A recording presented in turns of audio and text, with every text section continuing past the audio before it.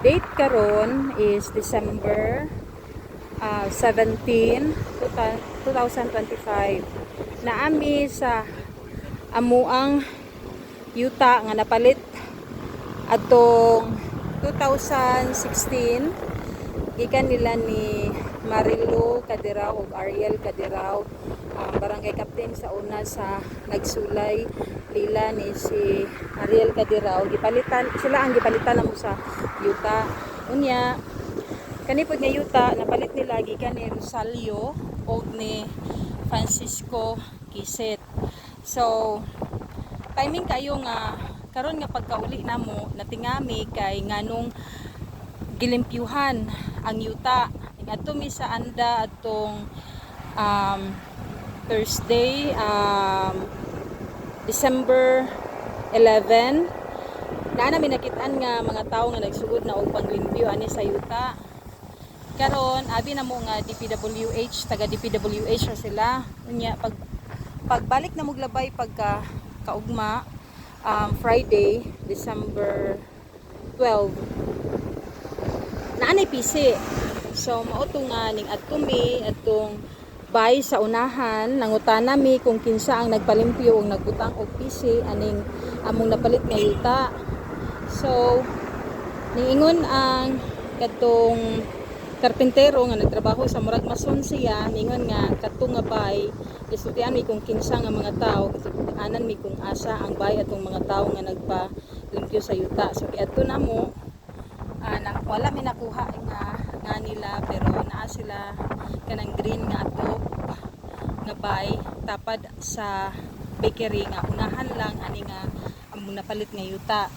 So karon ningon sila nga ang yuta kuno wala pa na bahin sa kadaghanan pa kuno. So gipakita mi nila sa mother lot aning yuta nga naani siya side A ug side B. Ang among napalit kaning gikurawan nila og B, mao ni ang among napalit side B ni. So lot number 344 side A ug B ang napalit namo. So niingon sila nga sa kadaghanan pa kuno nganong nabaligya ang yuta. Karon tawagan ako ang nag-process sa amo ang papel nga si Ma'am Gina Atenya Budotaulo nga kanang kay giingnan nun mi nga basin kunog na scammy sa gipalitan namo. So motong nanawag mi nangutana ko kung unsay possibility nga na scammy aning pagkapalita. So niingon si Ma'am Gina nga naami extrajudicial gikan pa ni Rosalio ug ni Francisco Kisit pagpalit nila ni Ariel Cadirao og napod mi kana deed of sale gikan ni Cadirao pagpalit namo. So moto nga wala sila nakatingog but ning-insist sila nga sa kadaghanan pa kuno. Ang among question kung ngano nga lahi na pud kuno ang tag-iya sa 344A. Unya nakahibaw pud sila nga naapoy napalitan na pud og right of way nga 3 meters ang 344A kay naay balay nga gigama nga Airbnb dito sa likod nga yuta.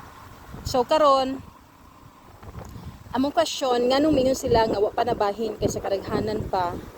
Unya nakahibaw sila nga lahi na ang tag-iya sa 344A. Unya ang ilaharang gikuraw is ang 344B.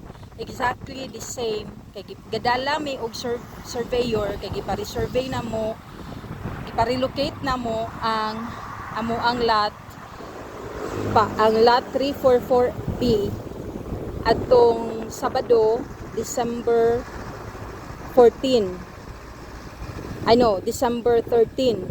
So kanang natingami kay nganong exactly ang amo ang yuta nga napalit mao ra may ilahang gikuraw. So mingon sila nga sa kadaghanan nganong nabaligya naman ang tigas nga side.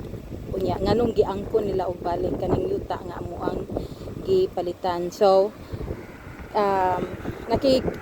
among gi adto si Ma'am Marilu Cadirao ang gibaligyan nga maligya namo og ningon sila nga klaro ang ilahang pagpalit gikan ni Francisco ug Rosalio og ilahan na pod nga gibaligya ni paingon namo. So moadto mi sa barangay para amuang ipasettle ning problema ha.